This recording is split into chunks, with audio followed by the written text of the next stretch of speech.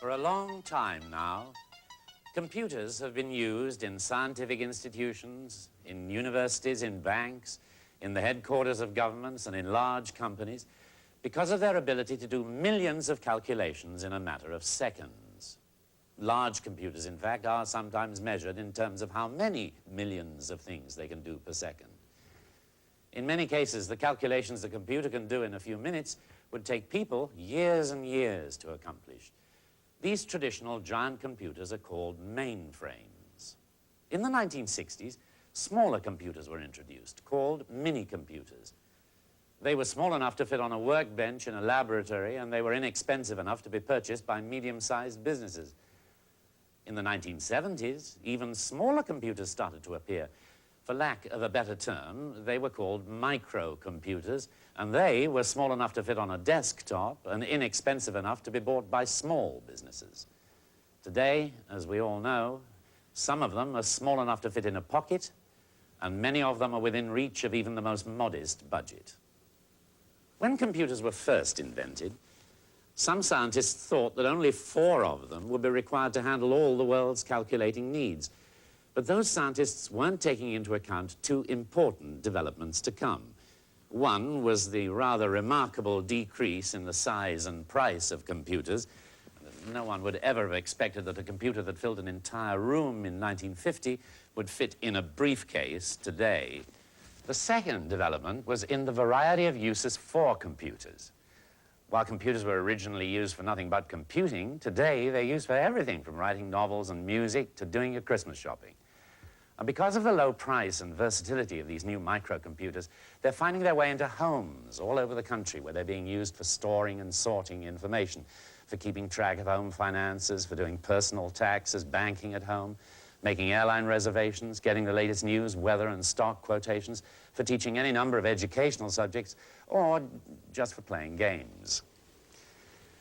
Deciding to buy a home computer, choosing which one is right for you, may seem a bit confusing at first. But it needn't be if you approach the problem logically. Paco, come on, get out, baby. Come on.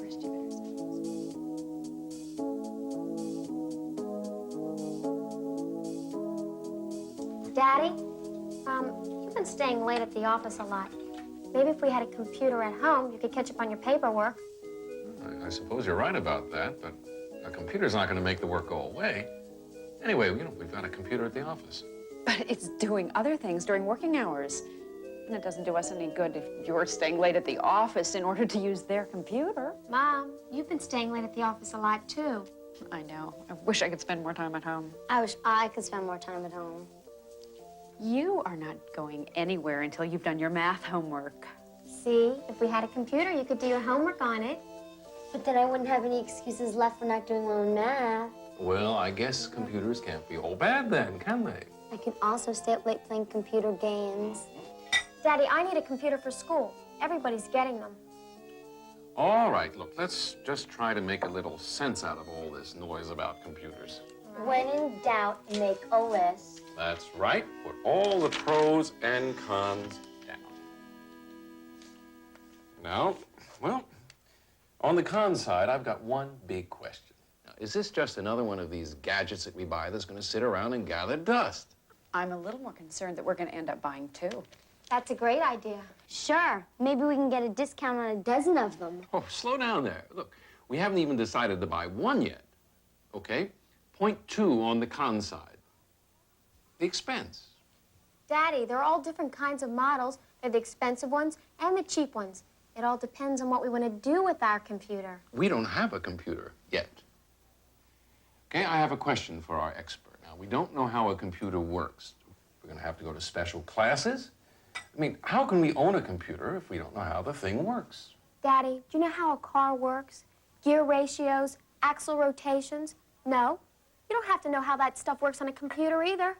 Okay, well, now look, on the pro side, what makes you think this thing's going to be so popular? Oh, because I'm going to use it for my real estate business. Yeah, and I'm going to keep track of my allowances. I'm going to do all my paperwork, and I'm even going to keep my diary on it. Your diary? Oh, boy. Don't you even think about reading my diary, Marjorie. Girls, please. But you do see my point. We are going to use it.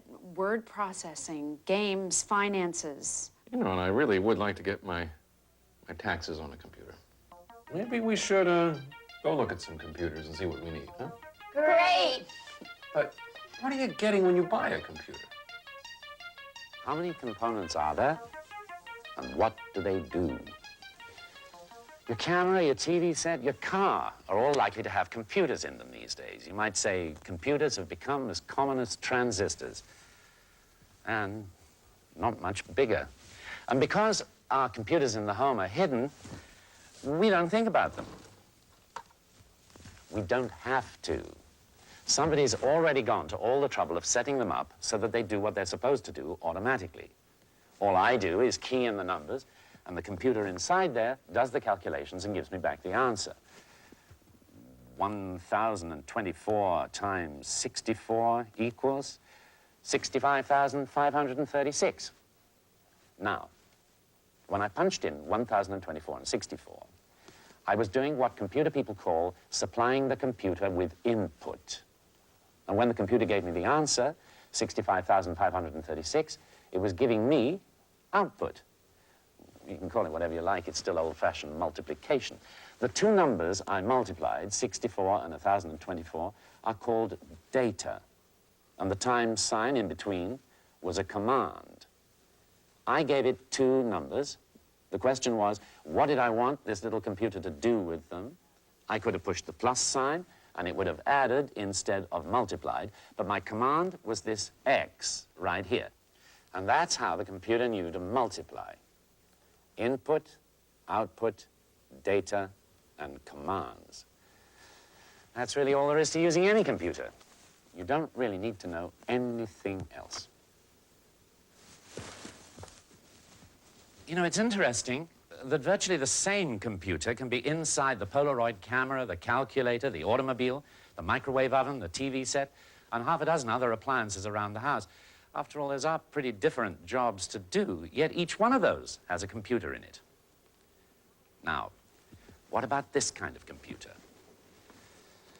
How powerful is it? The answer is that this computer is more powerful than most people think. In fact, the computer used to guide and track the first man to the moon didn't have as much innate power as this one. On the other hand, you wouldn't want to try and run a big bank with this one. It does have its limits.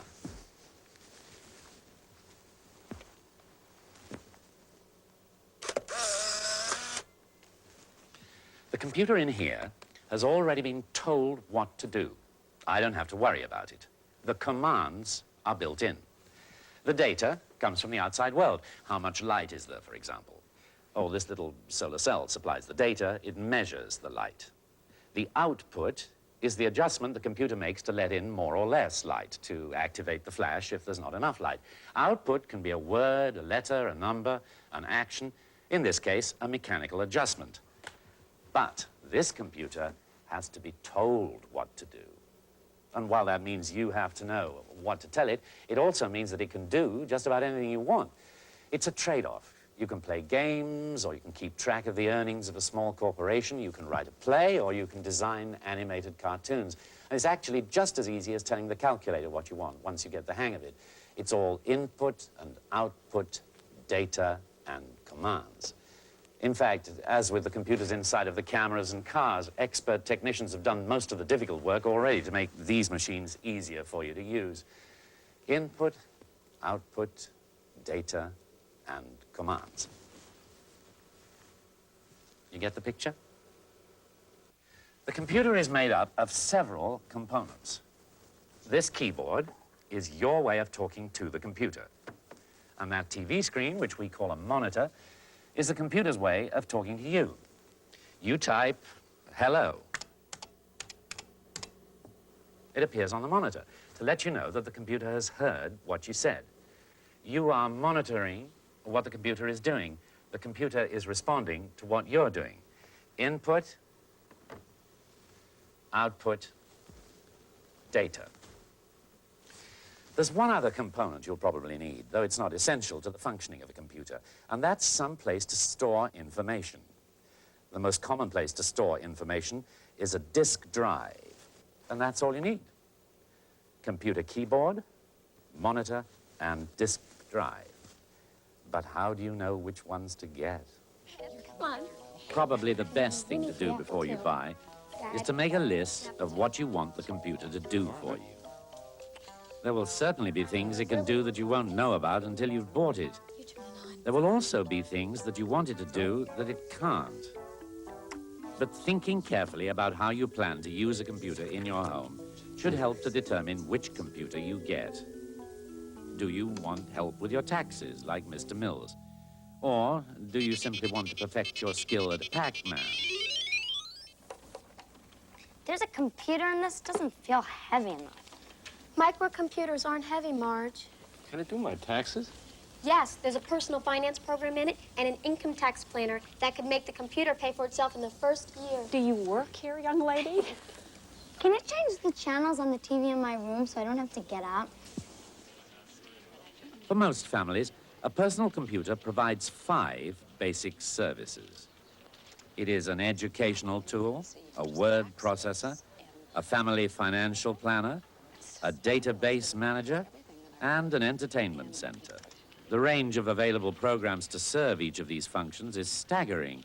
For example, games to teach typing, vocabulary, geometry, or geography. Some programs are strictly tutorial, like this one, which can help Kathy prepare for her economics final. With a word processing program, Mrs. Mills can be sure that every letter she sends is perfect. The program can even correct her spelling. Database management programs turn your computer into the most accurate file clerk you could want. And spreadsheet programs will allow the Mills family to keep track of its spending and to plan the budget for next week or next year. There's more software made for this computer than almost any other one. Software? Programs, things you can do with your computer. Such as? Almost anything you can imagine. How do you know what to choose, though?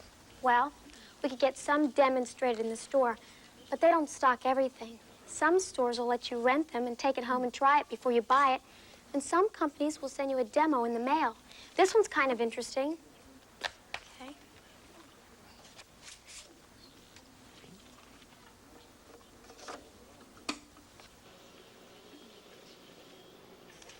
You know, this is pretty terrific, but what about some practical applications? I think I found what you've been looking for. This program is perfect for preparing our taxes. It will do anything from the standard 1040 form to IRAs and Schedule Cs.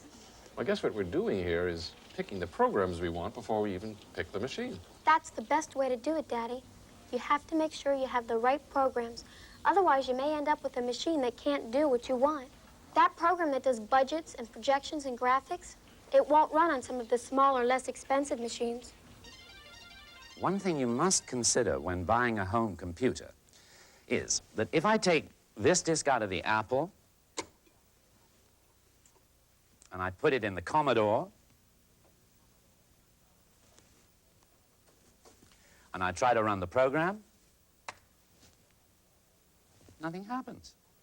Or if I take the disk meant for use in the Commodore and put it in the Apple, something not very useful happens. The problem is that each computer can only accept certain predetermined instructions. The ability to execute certain instructions and not others is built into the machine at the time of its design. And each machine has a different set of instructions. If you give a machine instructions it doesn't understand, it'll just sit there and stare at you, or else it'll respond with nonsense. It's like speaking French to someone from Japan. It's like trying to make your car fly. It's like trying to get your Cuisinart to mow the lawn. It simply won't happen.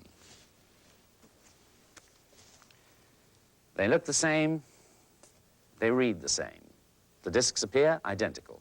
But this one will only run on the IBM PC, and this one will only run on the Apple IIe. So, rule number one in buying software is to make your software selection first, and then choose the machine that will run it. Fortunately, it's common to have the same program available for different machines, such as this word processing program here. But that is true only because each program was specifically modified or tailored to use the instructions that machine understands. Then your choice of machines comes down to some rather common sense decisions.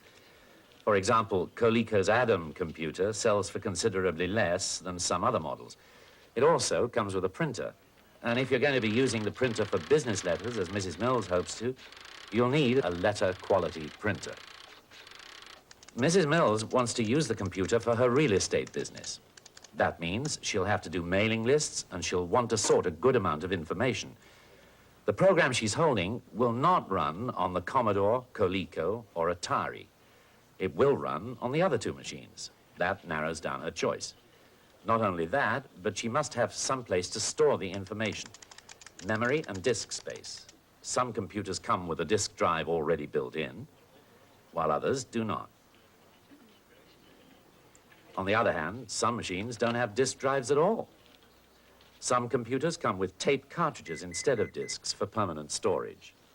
Tape is slower than a disk, but the tape is considerably less expensive. Some computers come with almost all the things you'd want already built in, while others have to be assembled from components you buy separately. There are advantages and disadvantages to each type of system, and you have to determine what's best for you. If both Mr. and Mrs. Mills can manage their business needs on the computer while their daughters are getting educational and entertainment value from it as well, it may be wiser to get the more expensive model. This machine will run all those programs. Yes. Yep. It's also expandable. The programs I've looked at require more memory and disk space than some of these other computers have. And some of the things that you and I may want to do with computers in the future could require even more. Daddy, you get what you pay for. Well, time for an executive conference, if you please. Thank you.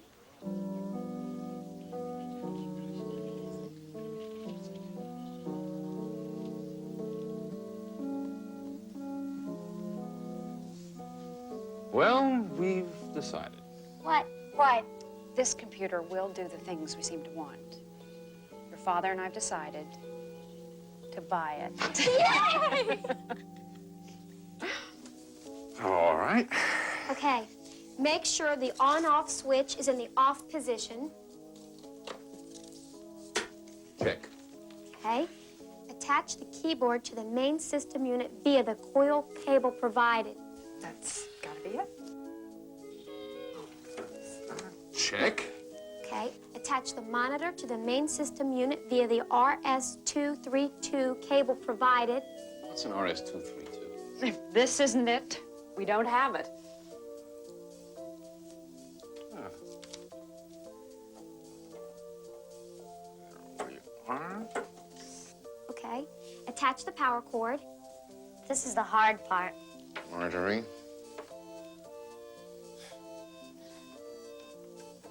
Honey, plug this in, Yeah. please. Don't tell me. Turn it on. No.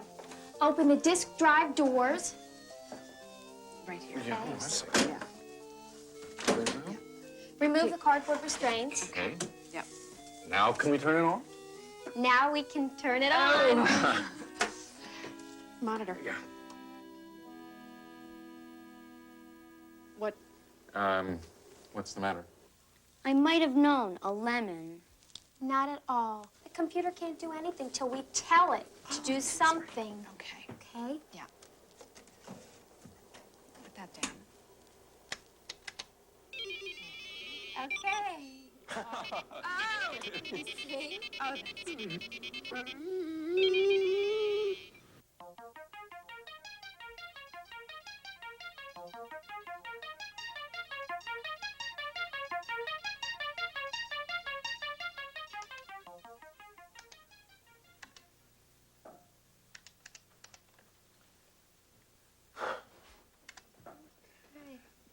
You two have had enough time playing games on this thing. Kath, I want you to get me started on some real programs now. I'm not playing a game. Look, I'm doing a pie chart to give me a graphic breakdown of how I spend my money. Show me how to do that, would you? I could use a graphic breakdown on how you spend my money. Daddy, the computer is just like talking to somebody. The computer asks you a question and you give it an answer. The question appears on the screen and I answer it by typing it out. What if you make a mistake? That's no problem. Watch.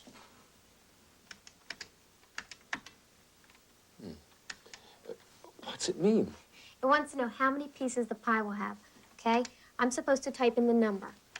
This program can do anywhere from 1 to 20 segments. Watch what happens if I do 21. That's rather impressive. That's what we call error handling. I want 5, so I type in 5. How do you know all this? I've used the computers at school, and I've done a lot of research just so we could get our own computer at home. Okay. What about a pie chart? I mean, how can a computer make a pie chart? Okay, look at this newspaper. The newspaper did the same thing I'm doing. It used a computer to make a pie chart. You mean a computer program? Now you're getting the idea. The computer has to have a program. Can't tell the players without a program. Yeah, sort of like that. But what exactly is a computer program? I mean, I know it's on a floppy disk and all that, but what is it really?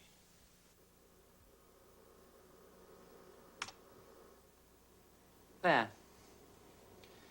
Telling a computer what to do can be a pretty time-consuming process. Fortunately, most of the tedious work's been done already. You see, a program is nothing more than a set of instructions to the computer. A program tells the computer what to do. If you were on vacation, you might have a program that said, go to the beach in the morning, eat lunch with some friends, visit the museum in the afternoon, take a moonlight cruise at night, sleep late in the morning. That would be your program. This computer's program isn't nearly so much fun, but it's a list of things to do, and there's nothing at all mysterious about it. Most programs come on a disc like this.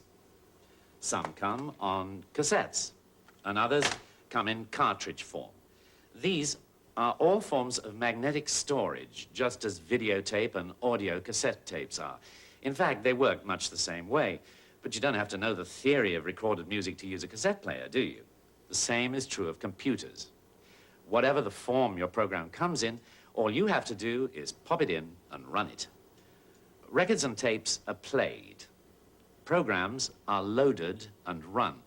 We say loaded because all the instructions are loaded from your disk into the internal memory of your computer. Then each instruction is executed. This program's called pie chart. As you can see, each line of this pie chart, each color and letter and number, is made up of tiny dots. Imagine that each one of those dots represents not one but many instructions to the computer. Sounds like a lot of instructions, and it is. Complicated pie charts, such as the one you see in the newspaper, are created in just the same way, but they require even more instructions.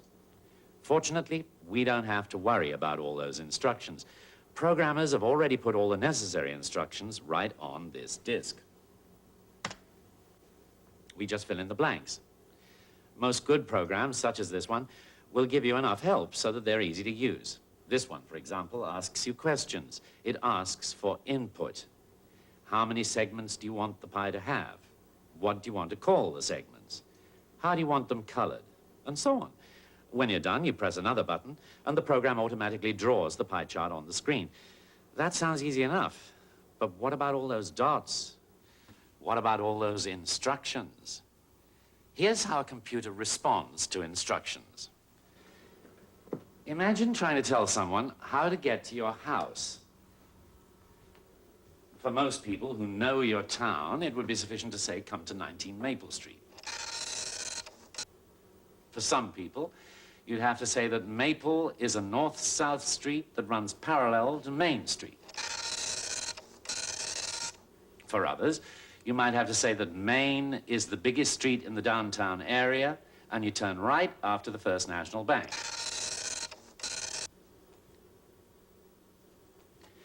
For a computer, it's much more complicated than that. This is the pie chart generating program we've been running.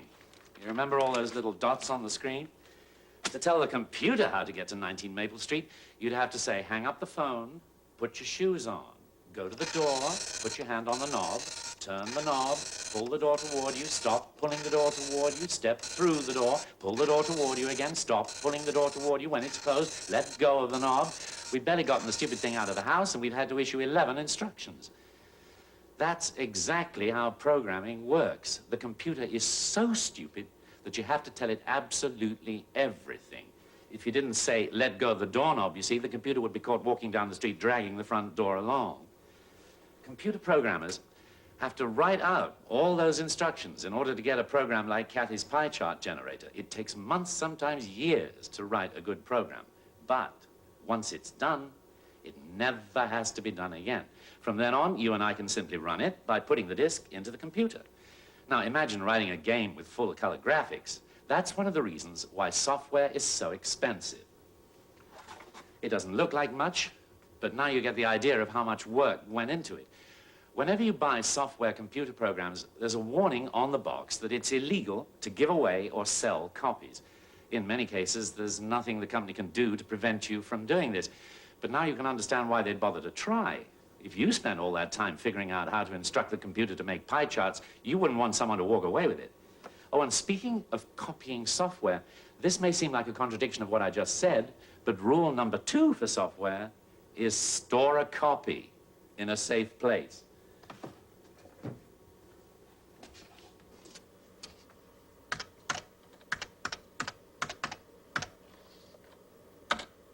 Some manufacturers, in order to protect themselves against illegal use of their programs, have made their disks impossible to copy. They do that with a variety of clever tricks. If that's the case, they've also supplied you with a backup copy of the program to store in a safe place, or else made it possible for you to purchase an extra copy if you destroy the one you have. But most software can and should be copied. In fact, let's do that right now.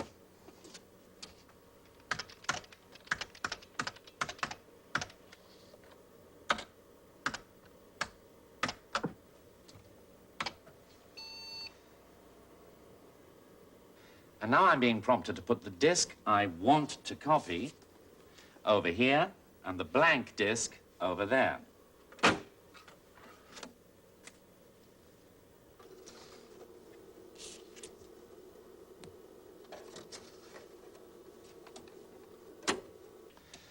And it says to hit any key when I'm ready to make the copy. You see, these are signs of a well-designed program. I don't have to read the manual to know what to do. The prompting on the screen is sufficient. It's obvious. Hit any key to begin, okay? We're now running the program we use for copying disks. You see, it takes a program to do anything, even if you're just making a copy of another program. In fact, it takes a program to turn the computer on. That program is built into the computer. It comes on a little chip, like this one. There's something else you should know about disks before we go any further, and that is what's called formatting or initializing. When you buy a blank disk from the store, it has nothing on it. It's like a blank tape cassette. With a tape, you can simply pop it into the tape deck and record whatever you like on it. With a disk and a disk drive, you have to do something to the disk before you can record on it. Each computer has a different way of putting information on a disk, and each computer comes with a program for formatting disks. This program simply puts a code on the disk that tells the computer where to store information so that it can find it later on. One of the things that makes a disk so much faster than a tape is that it can take information from any place on the surface without going through all the other information first. You know how much trouble it is to rewind a tape to find a certain song. But you also know how difficult it is to find one phrase within a given song on a record and set the needle down in just that place. Well, the disk drive solves that problem by putting little codes on the disk to mark where each phrase begins. That's called formatting. Now, all I have to do is label this one as the copy I'm going to use and put the original in a safe place. You'll notice that I'm writing the label before I put it onto the disk. This is because you can damage the disk by writing on it, especially with a ballpoint pen. In fact, any pressure you exert on a disk can ruin it. The first time that you accidentally drop your disk and do this by accident, you'll be glad you're using a copy instead of the expensive, irreplaceable original. Well, I'll just have to make another copy, I suppose. You see, the manufacturers that allow you to copy their disks will not give you another one. Otherwise, they'd be supplying everyone with free copies. These disks, floppy disks as we call them, are extremely delicate. Since they're recorded like ordinary recording tape with a magnetic recording head, they can also be destroyed by magnetic fields. All of these are powerful magnets that can destroy what's been recorded on disks. You can destroy disks and information in many ways. In all likelihood, if you carried a disk this way, whenever you got to wherever you were going, it would be utterly worthless. Dust makes disks unreadable. Bending the disks, even though they're called floppies, can ruin them too, or putting fingerprints on the exposed surfaces. This is the proper way to transport disks. And I don't have to tell you what that does to disks. So, now that we've talked about programs and the delicate medium on which they come to you, the main point to remember about the care and feeding of your software is to buy only what you need. That's rule number 3. If you want to make pie charts to help you get a better idea of how much you spend, or just to make pretty illustrations, you won't want to spend more than $50 on the program. You don't need the sophisticated graphics that newspapers use. They may have paid hundreds or even thousands of dollars for their programs. Cost and capability are 2 ways of deciding what programs are right for your needs. Once you've decided what you need, you face another problem. The manual that tells you how to use the program. Let's face it, no matter how good a program is, the instructions for how to use it are apt to be a little complicated. Moreover, they sometimes suffer from a staggering innocence of proper English usage. In short, they are badly written. In fact, instructions for computer programs are not called instructions, they're called documentation. Get a demonstration of the program before you buy it. A good program will give you plenty of on-screen instruction.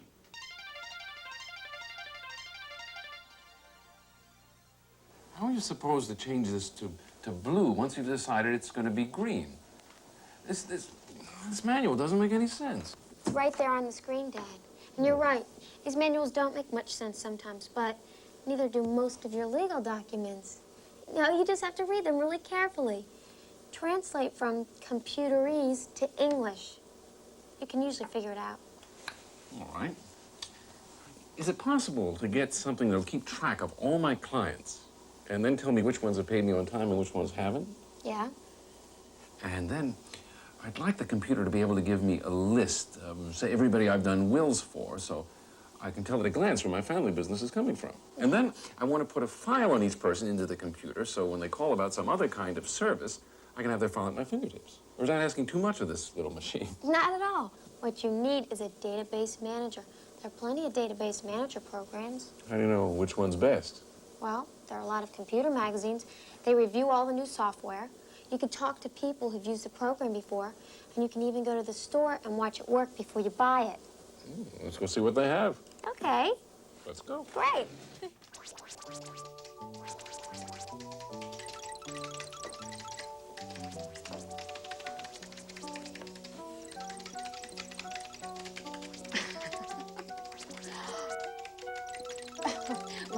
Don't you think it's about time you learned how to do something other than kill Klingons? Well, I learned some word processing today. Oh, really? What did you write? Well, nothing, actually. I just changed all Kathy's diary entries. She's been keeping her diary on the computer. Everywhere she talks about Jimmy, I put Herman. Herman is this really gross guy at Kathy's school. I'm sure that Kathy will be delighted when she sees that, and I'm not sure that your father won't have something to say to you about invasion of privacy. Oh. Here, try this on for size, kiddo. I picked it up when I was out shopping today. What is it? It's a game that teaches you about economics. Economics? Yes, apparently you're having a little trouble with economics at school. Why don't you let this program help you out? It won't hurt, really.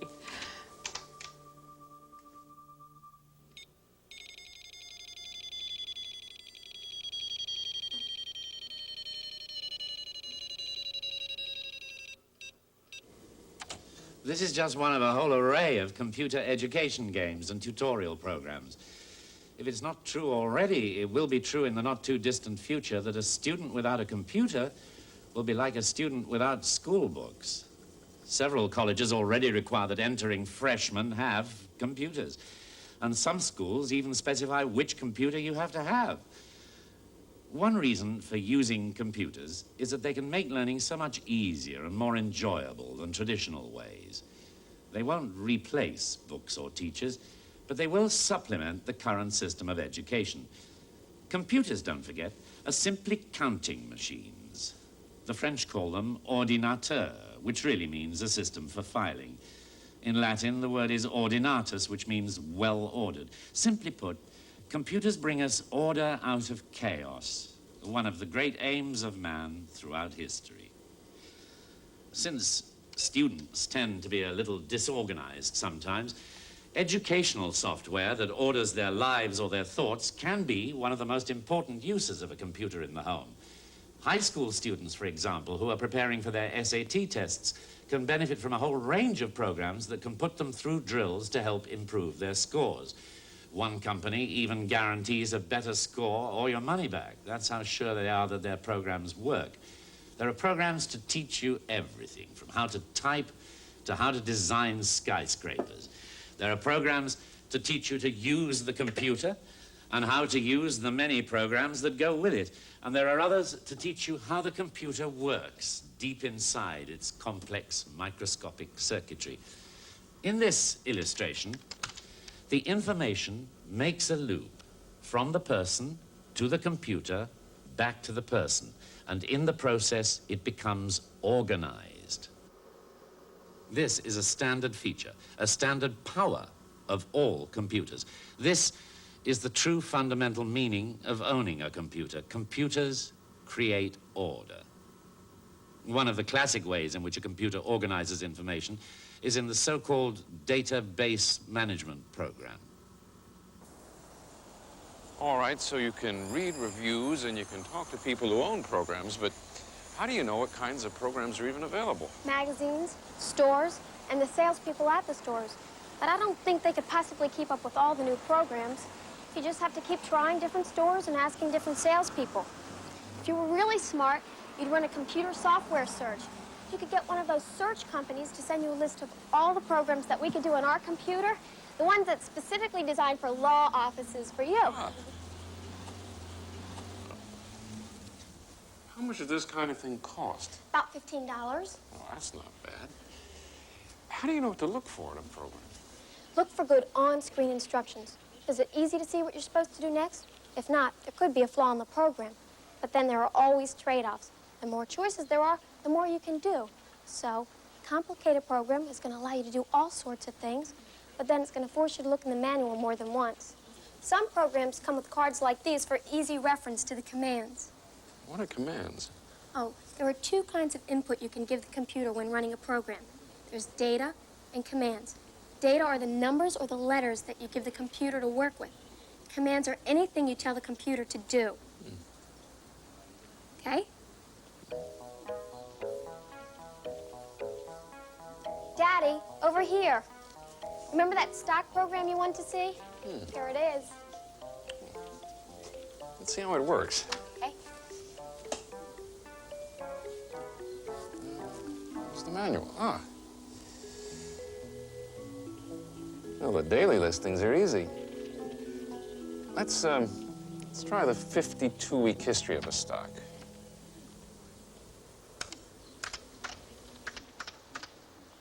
Well, that's terrific. Let's plug in another major company. I guess you're sort of enjoying this, huh? Look at that. Can we get this at home? Well, sure. All we need is a modem, which will connect our computer by telephone to the Dow Jones computer. There's a monthly service charge, but we can use it whenever we need it. So all we need is a modem. That's one of these things, right? Mm-hmm. What else do we need? Remember that database manager we came to see? Well, this program can file all sorts of information and then retrieve the information later by hitting a number or a keyword. Wait, I don't think I follow that. Kathy is giving her father a demonstration of database management in its simplest form. A good database manager is an extremely powerful tool.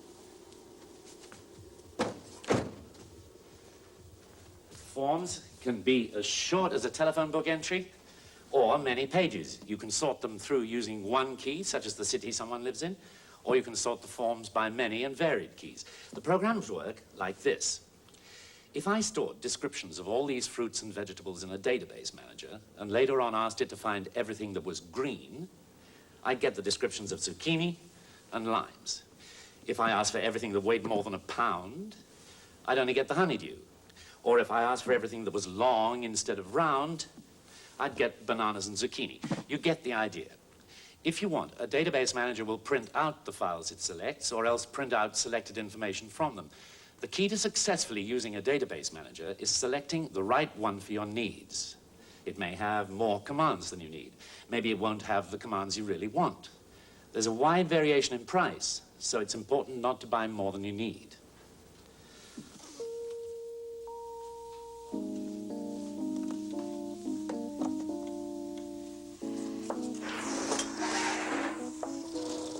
What are you looking for, Mom? I can't seem to find my recipe box. You mean the one with all the little 3x5 cards on it? Yes, that's the one. That's because we put it on the computer. You did what? Yeah, come on, I'll show you.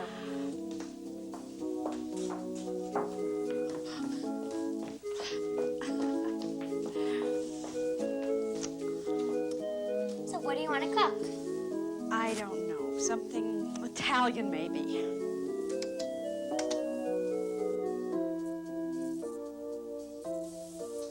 That is amazing.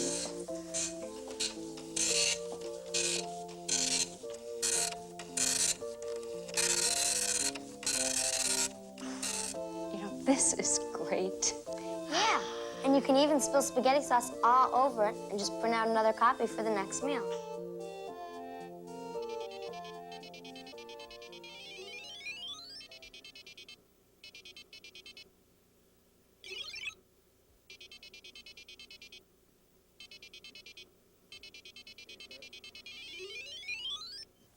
Hi, Dad.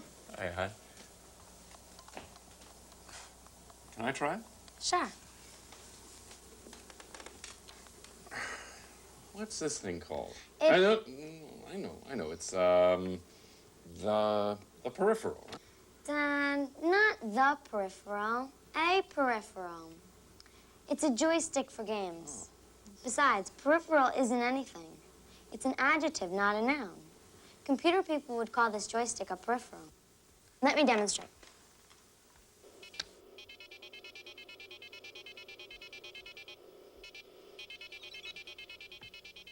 Computers aren't all dull work, you know. But some of the more interesting and useful jobs they can do depend on peripherals, as these things we attach are called. A peripheral device is simply anything you care to attach to your computer.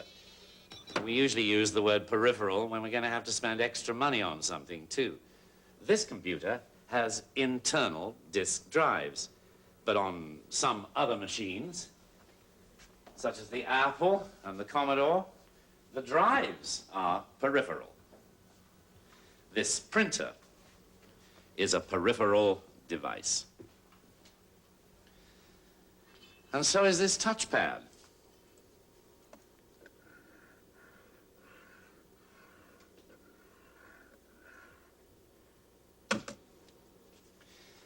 If Mrs. Mills decided to put all her real estate office records on the computer, she might need another kind of peripheral called a hard disk drive.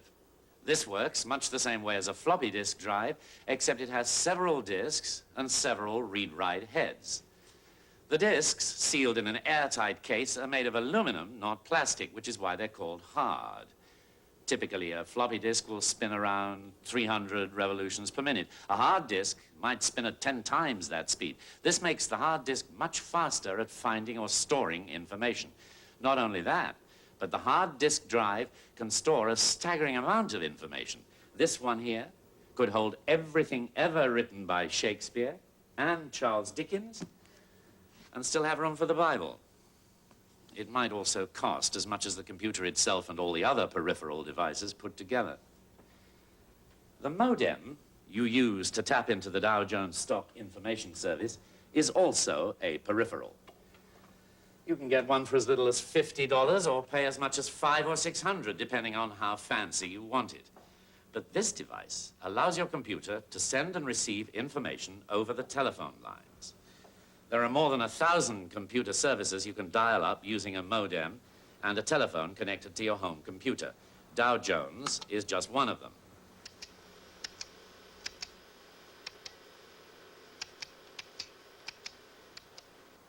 Once you're plugged into the networks of the world, you can get news, weather, sports, information at the touch of a button. Mr. Mills can tap into the big computer at his bank and check his balance, move funds from checking to savings or vice versa, and pay all his bills without ever writing a check. With a system like this, regular bills like mortgage and car payments can be paid automatically. Hi. Hi there, honey. Boy, this sure beats waiting down at that bank. I'm just about to go run some errands. Is there anything you need from the store? I was about to do some computer shopping. Is there anything you need at the store? Computer shopping? You know, since you bought that modem, you spent more time in front of this computer than the kids do watching TV. Oh, really? Let's see this computer shopping. Oh, this is great. You know, that's not all. You know that trip we're making to your mother's next weekend? Yes. Well, what about getting the tickets right now? We can avoid waiting in line for the airline tickets.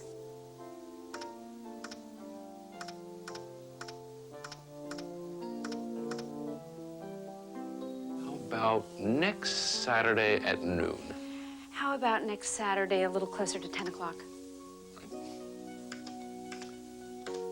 And there it is. And I can pay for it with my American Express card number, and that's that. We don't have to wait in line to pick them up. Nope, they mail them out in 24 hours, and I can pay my American Express bill with remote banking. It's amazing. Oh, listen, I've got to get some listings for new houses for sale. I have another customer. I thought we weren't going to work this weekend. Well, this isn't work. I had a call from the Robinsons. They have a friend who's moving from out of town and needs a place to live right away. 3 bedrooms, 2 baths, near downtown. Oh, that's a pretty tall order for a Saturday afternoon. Not with this. There go the listings now. All I have to do is call my client, tell them about these houses. They can drive by, tell me what they want to see. We'll look at them next week. And we can go to a movie tonight. Tomorrow night. I really have got to catch up on my correspondence. I mean, my word processing. One of the biggest tasks facing any business person is handling paperwork. And if computers are good for anything, it's reducing paperwork. Mrs. Mills is writing a letter now. In the old days, before she got this computer, she'd have typed it up and sent it to one person. If she made mistakes while typing, she would have had to correct them with an eraser or correction fluid. Or if her mistakes were bad enough, she would have had to type the letter over again. Not only that, but if she'd wanted to send the same letter to more than one person, let's say a new house came on the market and she knew 10 people who might be interested in seeing it, she would have had to type the letter 10 times or send fairly impersonal photocopied form letters. The computer solves all those problems. That may look a bit odd at first, But what she's actually done is to create a form letter that's going to be not only a very personal letter to each person, but is going to save her a lot of time as well. Those cryptic messages beginning with the period AV at the top are commands to the computer. It means that whenever it sees that symbol, period AV, it's going to stop and wait for Mrs. Mills to insert something. Then, when she's answered all the questions, it'll print the letter. For example, if it asks what interest, Mrs. Mills might type in prairie school architecture. Or, if she's writing to someone she'd just seen at a dinner the previous night, when the program asks what comment, she can type, following the word incidentally, "It was nice to see you the other night." So all she has to do is fill in the blanks for the 10 people she wants to send the letter to, and she'll be done. The computer will print it out exactly as she wrote it and never make a mistake. But what about the mistake Mrs. Mills already made? The computer doesn't know that's supposed to be Q-U-I-C-K. However, she has a program that does. Spelling checkers have become commonplace among people who use computers for word processing. Word processing is what computer people call this process that you and I have always called writing. The way spelling checkers work is to compare each word in your text with the words in its own dictionary. If it doesn't recognize a word, it lists it for you. You then have the option to ignore it, to add it to the dictionary so that the spelling checker will recognize it next time, or to flag it for correction. In this case, Mrs. Mills wants the word flagged. But there's something else she's decided to do. She's decided that the last paragraph, telling where the house is and describing it as a beauty, should go near the beginning of the letter. After all, it's the house she wants to sell. The rest is just polite chatter. So all Mrs. Mills has to do is to tell the computer what it is she wants to move, and then where she wants it moved to. And it seems there's just one more small alteration that Mrs. Mills has decided to make. Nothing like a little attention to proper grammar. Now we have the fully completed letter. Hi, Mom. Can I use the computer now? Got some work to do. Yes, if you'll print out these letters for me when you're done. Oh, sure, no problem. Okay. Good night, dear. Good night. Don't stay up too late. I won't. Good night.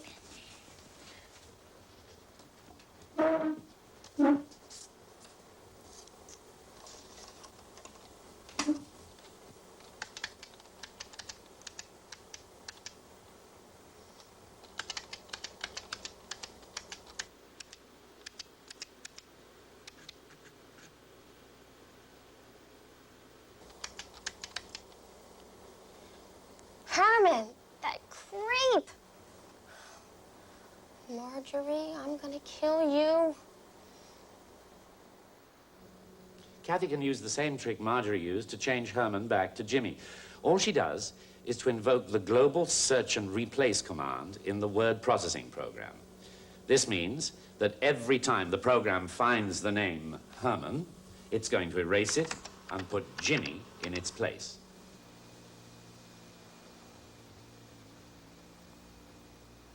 And when Jimmy falls from favor, it's convenience Kathy can use again.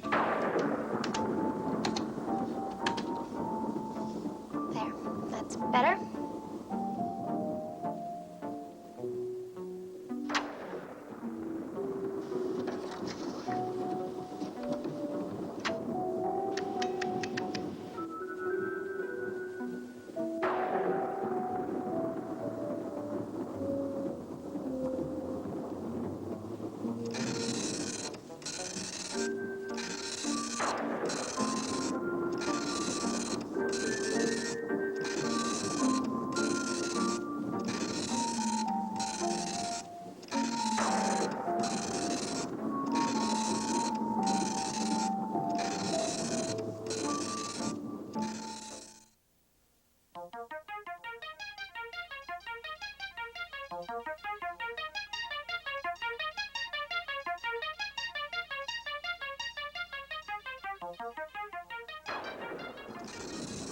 Just catching up on my correspondence. As you can see, there are all sorts of little conveniences to make work like this faster and easier. Letterhead printed in continuous form is just one example. to make the most of them, there are a few things you have to learn as well. One of them is not to trust your computer too much.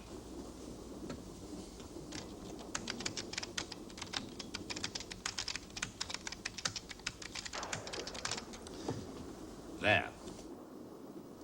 Uh-oh.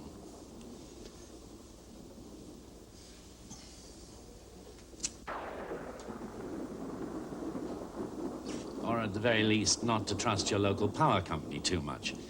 That sometimes happens during a thunderstorm.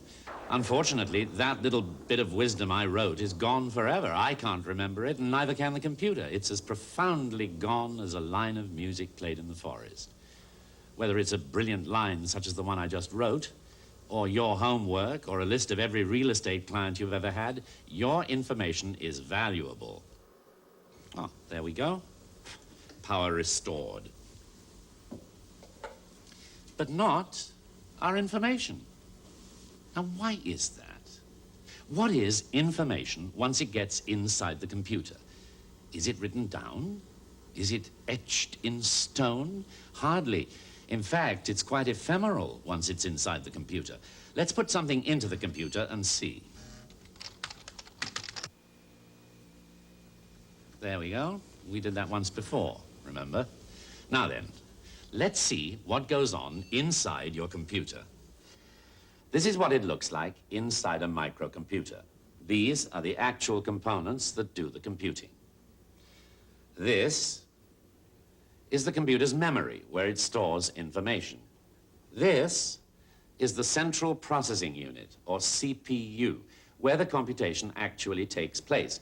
In fact, the only work that's done inside a computer is done right in there. That CPU is called a microprocessor. Put it together with all these other components, and you have what's called a microcomputer. These are the components that send the results out to the person operating the computer. The information comes in here, goes to the CPU does whatever job you require, and then the information is stored in memory here until you want to retrieve it, at which point it's sent out here. There are two ways computers store information. One is main memory. This is what people call RAM. It means random access memory. Each of these chips contains thousands of circuits where information is stored while you're using the computer. The word hello is in there now. It's stored in code as electrical signals. It's a little like Morse code, in fact. Here's what the word hello looks like to a computer's memory. In a computer's memory, we use switches, like these, to represent the ones and zeros of that code. Each one is called a binary digit, bit for short. This, on, off, on, off, off, representing the letter H, is called a byte. Typically, a byte is 8 bits. In the case of the computer's memory, we have microscopic switches that can be either on or off. In binary code, the ones that are off are represented by zeros. The ones that are on are represented by ones. So, if we set up the switches like this, on, off, on, off, on, off, on, off, off, on, off, off, on, off,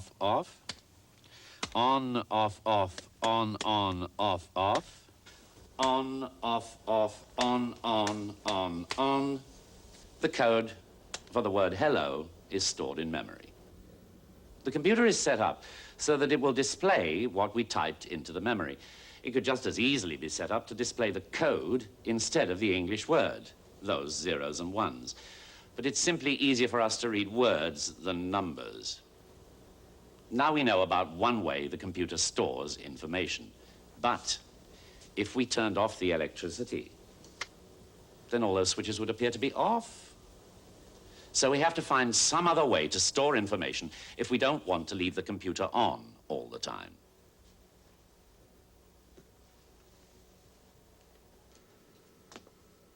The other kind of storage is on magnetic disks or tapes.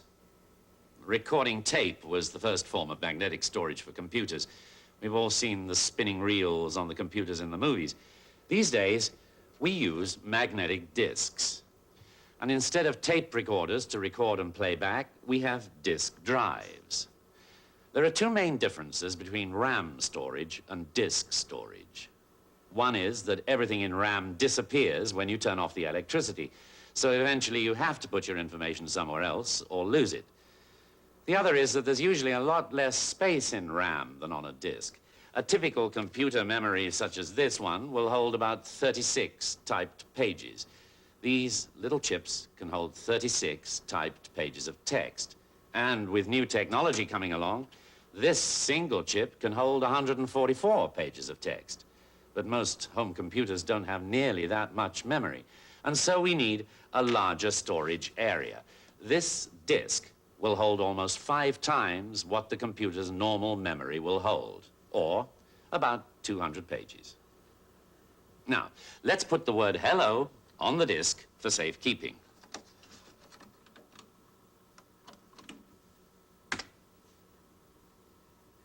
There, it's on the disk. What does that mean? How is it on the disk? Where is it on the disk? We can't see anything on the disk. The surface of this disk is coated with plastic. Iron oxide particles, a form of rust, as a matter of fact, are embedded in the plastic. This is a model of the surface of a disk greatly enlarged. When the disk is manufactured, a strong magnetic current lines up all the particles in the same direction. Since each magnetized iron oxide particle has a north pole and a south pole, just like any magnet, it has 2 states. 2 states makes it an ideal binary logic device. On, off. In other words, it can act like our switches in memory acted. A new disk with nothing on it has all the particles pointing one way. So it's like the blank memory. Everything is turned off. When the disk drive writes something on the disk, it applies a magnetic field to a little section of the disk and switches some of the magnetic poles around. This is like turning on a switch. Once again, it creates a pattern of zeros and ones. On, off, off, on, off, off, off. So as you can see, the letter H is now stored on this disk. The disk is divided into tracks, like the grooves of a phonograph record, and the tracks are divided into sectors. The sectors are further divided into little areas, each of which contains an 8-bit byte of coded information. And so, this disk is one of the best ways to protect yourself against accidental loss of your information. The term save in computerese means to make the computer record whatever is in memory onto the disk or tape or whatever more permanent storage device you're using. We spoke before about the fact that what's on the disk isn't lost when the power goes off. Therefore, the more frequently you put what you're doing on the disk, the less you lose if the power ever goes off.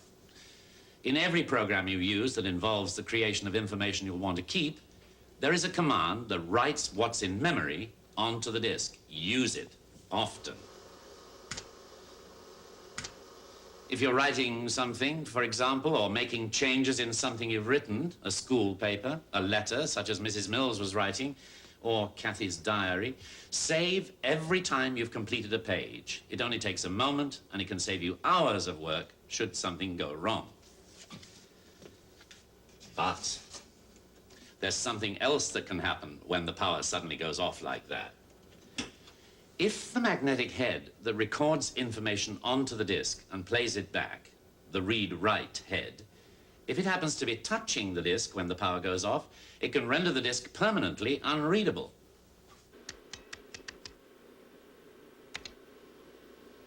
The computer now thinks that there's nothing on this disk, because when the power went off, the magnetic head wrote nonsense all over the disk. What do I do? Remember how I made copies of my program disks? Well, it just so happens that I make copies of everything I do. It's one of the trade-offs of owning a computer. For the immense power the computer gives you, for all the time it saves you, It asks you, in return, that you observe some simple rules in protecting your information. I copied that disk this morning before beginning work. Therefore, I'm only a few hours behind. It's a bother, but it's better than being a week behind, which is where I'd be if I had no backup at all. At the beginning of the week, I made sure that everything on that disk that was new or had been changed was also printed out. If worst came to worst, I could always retype all of this into the computer or have someone else do it. Right now, new technology makes it possible for computers to read printed pages, such as these, right into memory, although it's still too expensive for home use or even for small offices. One day, I could use this as a backup and not even have to retype it at all. So, you see, while saving and duplicating your valuable information doesn't prevent its loss, it ensures you will have another copy in the event of loss. Business people who store valuable information in their computers take copies to bank vaults at the end of each day. If you have information whose loss would be catastrophic, make sure you have an extra backup copy in another location. Even a small fire could cause smoke damage that could render your disks all unreadable. The environment in which you maintain your computer is important to its performance. Your computer doesn't need to be struck by lightning to be destroyed by high voltage either. A spark from the tip of your finger in midwinter when it's dry and static electricity builds up can zap a computer and render it as dead as can be. This special anti-static mat prevents that from happening by bleeding off any charge that might build up on you or your clothes before you've had a chance to touch the machine. You walk on it every time you approach your computer. You see, there's a lot to consider before you buy a computer. Taking a computer into your home is a little like taking in a new and rather unusual pet. It needs somewhere to live. You have to remember that you'll need space for all those components and a supply of paper if you have a printer. But you also have to remember that the environment itself is important. If you live in a climate where it gets very hot, you'll have to either shut down the computer or turn on the air conditioning when it gets above a certain point, usually about 90 degrees. Not only does the computer have to be kept cool, its environment must be clean. Smoke particles in the air from cigarettes or any other source can foul up the working of the floppy disks. As you can see, even the smallest particle of dust could cause quite a bit of trouble when encountered by the read-write head of this disk drive. If you want to know how much dust is going to be around to cause you problems in your computer room, place one sheet of black construction paper partially over one sheet of plain white paper on an exposed surface, leave it for about a week, and if there's a lot of dust in the area, you'll quickly see it. You'll want to have at least one of these boxes in which to store disks. You'll find that as soon as you get your computer, you'll be overrun by little black diskettes. You can keep the ones you work with most often in one of these right on the desktop for easy access. The disks you don't need for everyday use, or extra copies you store for security, can be neatly kept in these plastic boxes like books on a shelf. But then once you have all these disks, how are you going to know what's on each one? Well, you can have the computer keep track of them for you if you like. We saw before how a database manager worked. Why not set up a form just the way Kathy and her father did? Give each disk a number, fill out the form to include what's on it. Then you can always search using the database manager and find what you want. All disks containing information on sports. All disks containing personal letters. Or if you don't know what's on a certain disk, you can punch in that number and the program will give you a table of contents. Anytime you want, the computer will print out a complete catalog of all your disks and what they contain. What did I put on this one?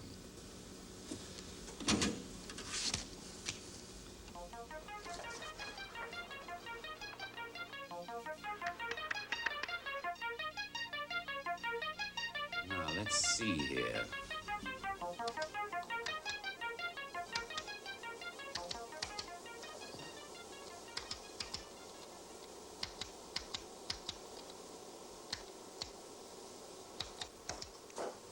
Honey, I think I finally figured out this spreadsheet program. I just about got it. Let me show you. You know, you could probably use this in your business, too.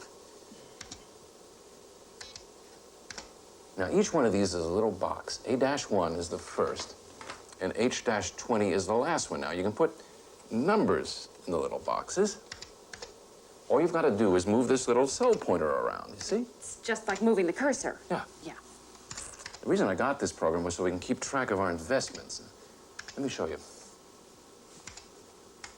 See? Now, let's say that AT&T goes up a point. You can see at a glance what that does to the total earning picture. And that way you can prepare well in advance for any possible tax consequences.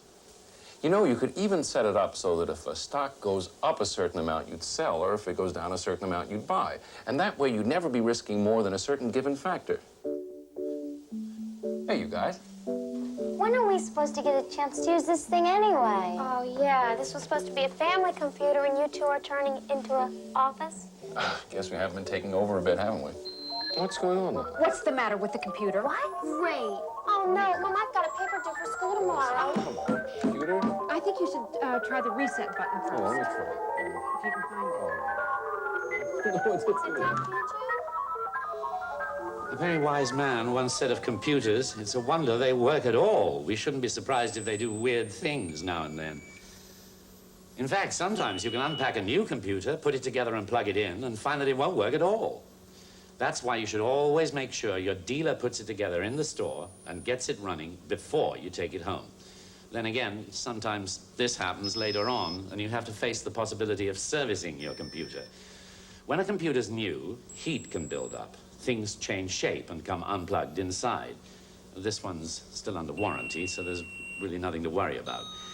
But whenever I see a problem like this, I do some very basic things first. First, turn the machine off. Then, unplug it. Always be sure to do that, because not only could you get electrocuted, you could damage the computer further. Then, check all the connections. Make sure all the cables are secure. If there are screws, tighten them. Let's try it again.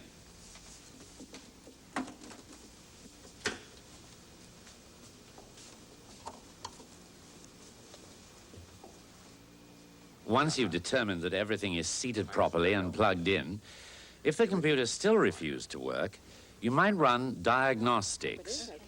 Many computers automatically test themselves when they're turned on. If a problem is detected, a message will appear on the screen or be given to you by codes, sometimes by little lights. These lights make patterns, just like the binary number patterns we looked at before, and their meaning is explained in the computer handbook. Other computers come with diagnostic diskettes.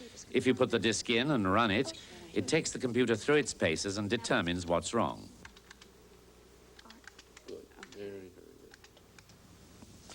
On the whole, though, it's amazing with the amount of delicate electronic circuitry inside a computer that more of them don't break down.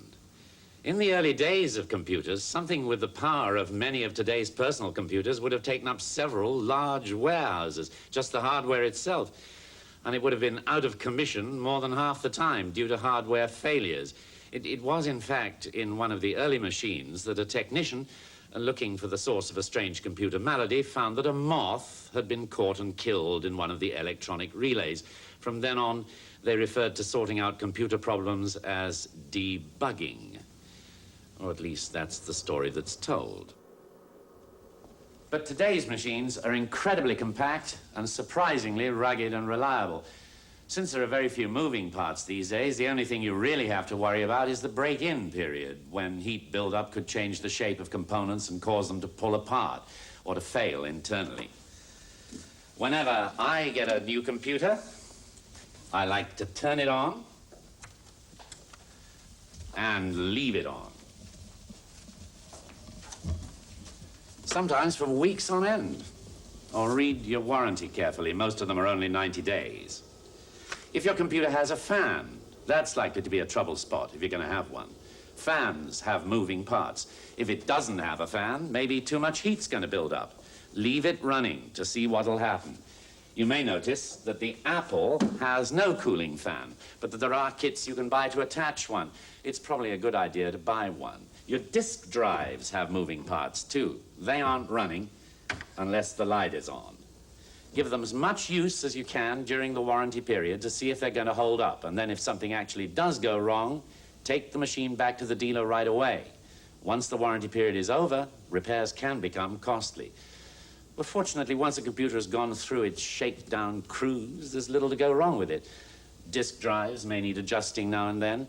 Any reliable service center can do that for you. The heads may need cleaning, as do tape recorder heads. You can purchase a special disc that cleans the heads, just as you can purchase a special tape cartridge that cleans tape heads. If you take proper care of it, your computer might easily outlast your desire to own it. Okay, I promise I won't change Jimmy's name again. You'll just show me how to write programs. Well, it's not Jimmy anymore. What do you mean it's not Jimmy anymore? Didn't you change it back? Yeah, but I've decided Jimmy's a twit. I've changed to Brandon now. Brandon? Who's Brandon? Brandon is so... Okay, just show me how to write a program. There's nothing to it. All you have to do when you write a program is give the computer instructions. Instructions to do what? What do you want to do? Write poetry. All right, wise guy. Let's make a program to write poetry.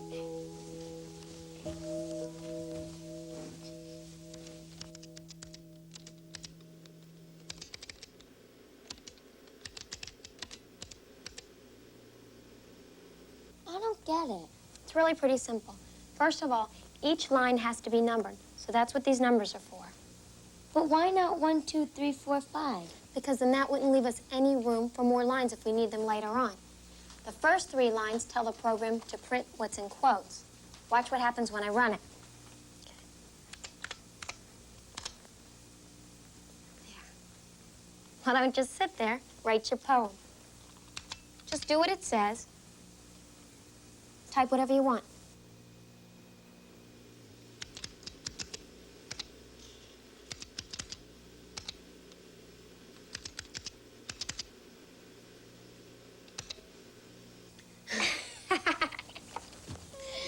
How did it do that? Oh, I'm not so sure you'd understand. Oh, come on, you promised. Well, it's really a simple program. It's just a plain old loop. Here's what happens. Lines 40, 50, and 60 ask for input. The dollar signs tell the program that your input is going to be letters, not numbers. A, B, and C tell it that 3 separate things will be input. Those are your 3 words, whatever you want them to be. So all those instructions do is tell the program to wait for you to give that input. Line 70 is what we programmers call a counter. This counter tells the computer to count by 5s, starting at 5 and ending at 75. I use the number 75 because this screen is only 80 characters wide, and I don't want it to go off the screen. Line 80 tells the computer to tab over the number of spaces equal to the first value of t, 5 spaces in our case, and to print 3 inputs. Those are your words. Paco has fleas. Line 90 tells the computer to tab over to the next value of t, 10 spaces, and to print the inputs. The program continues to indent by 5 extra spaces and print Paco has fleas until it finishes counting up to 75 spaces. When it finishes counting, look what it does. It says go to 70. That starts it all over again, counting from 0. And every time it gets to that point, it has to start all over. So it never ends, and that's why it's called a loop.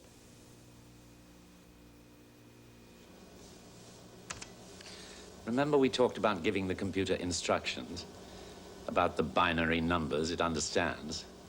Kathy's program was written in a high-level language called BASIC, for beginners all-purpose symbolic instruction code. Since binary numbers, 0s and 1s, are so hard for people to read and write, programmers have devised other codes for us to use. Then a program within a program decodes them and translates them into machine language, 0s and 1s, for the computer. The farther away from machine language you get, the more instructions you end up with. Because BASIC is so flexible, you end up wasting a lot of instructions you might not need. But BASIC is easier for you to write. If you write in this language, called assembly language, although you may have some trouble learning the language at first, you'll be able to tell the computer more specifically what to do. Your instructions will be translated into fewer zeros and ones. And of course, if you write in the actual machine language of zeros and ones, you can tell the computer what to do step by grueling step. Very few people ever do that. BASIC is one of the most popular programming languages, and probably the one you should learn first. It's set up so that once you learn it, you can easily move to other harder languages you might choose to learn. Yet it's as easy as writing simple English commands. Writing your own programs, of course, is the ultimate control of your own computer. But as we've seen, there's really a need to do that with all the ready-made software that's available. And more is becoming available every day. Bringing a computer into your home may take a little getting used to, but most people who do consider it well worth it. Kathy and Marjorie were never very interested in writing, but with word processing, they're now spending a good deal of time writing. And it's not just their schoolwork. What was drudgery before, such as writing a school paper, is now fun. Mr. Mill's briefcase isn't empty, but it's a lot neater than it ever was before. His taxes are in order, and the information he needs for his personal finances is as close as the den in his house. Mrs. Mills can now spend more time at home while losing nothing as a career professional. Your personal computer can do these things for you as well, in addition to a world of other uses, whatever you might want. It's really quite a wide horizon that a personal computer can bring to the home, a window of opportunity for you to make of it what you will. Do.